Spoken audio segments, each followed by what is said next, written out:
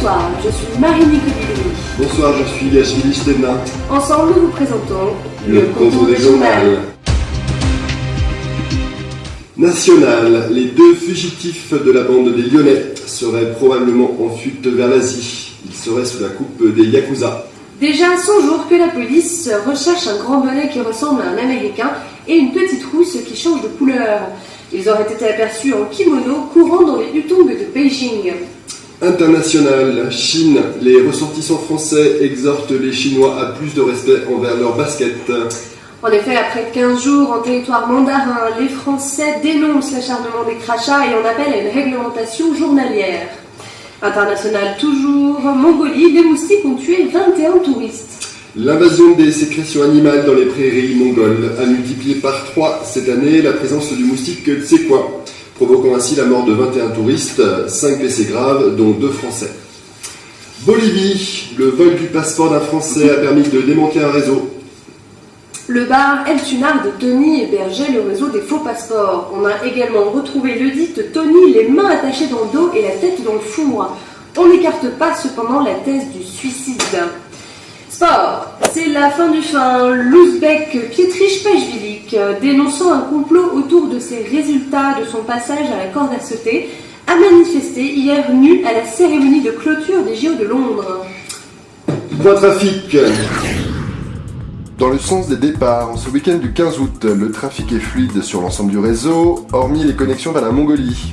Déjà 50 328 km parcourus en une centaine de jours, dont 164 heures en bus et 67 heures d'avion, sans aucune embûche dans le réacteur.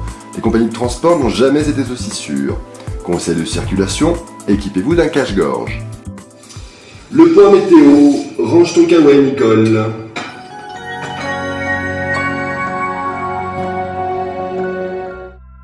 Un ciel plutôt très clément sur l'ensemble des destinations, avec parfois de fortes chaleurs. Quelques ondées éparses sur la côte ouest du Pérou, soirée fraîche, n'oubliez pas votre alpaga.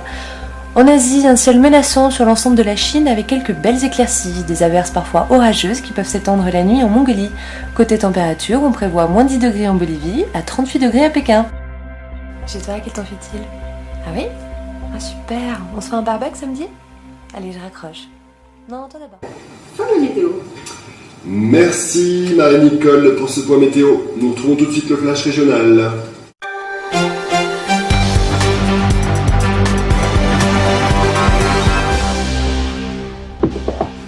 Flash régional. Jean Do ne donne plus signe de vie. D'après une source proche de l'enquête, Monsieur Pierrot le Jean Do serait tombé fou amoureux d'un compresseur de la marque Kiloutou. C'est ballot. Maître Baron a chanté tout l'été. Ne pouvant plus subvenir à ses besoins, le baron de Lyon sera obligé de tout cartonner en 2013 et ne prendra que 4 semaines de congé à Noël. Nouveau record de natalité en Europe. Les familles Terrana, Polisiewicz et Olivier ont fait basculer la barre des 5 400 000 naissances annuelles européennes. Toute l'équipe du journal leur souhaite une excellente nuit dans les 6 prochains mois. Juridique, procès Lolo contre X, le plan a blondi relaxé, mettant fin à 1 an et demi de procédure dans l'affaire Austerlitz. Économie, OPA de Binet Corporation sur Garbic Company. La dynastie Binet investit la place des Vosges et signe un accord sur le long terme avec le clan Garbit, dont les termes restent évidemment secrets. Grève générale chez EasyJet, le personnel navigant n'a toujours pas réussi à trouver un accord sur la qualité du sandwich de midi. Leur porte-parole délégué du syndicat Chassot, Cohérence pour l'aviation et soutien au sandwich omelette, se dit déterminé à continuer le combat jusqu'à l'obtention d'une mayonnaise aux œufs frais.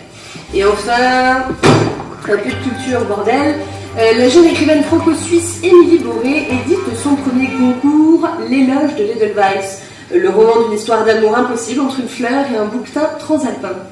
Plus d'infos sur notre site www.contourdumonde.com. Toute l'équipe de la rédaction se joint à Marie-Nicole et moi-même pour remercier nos correspondants permanents et Yann et Pierre dans la gestion des affaires courantes.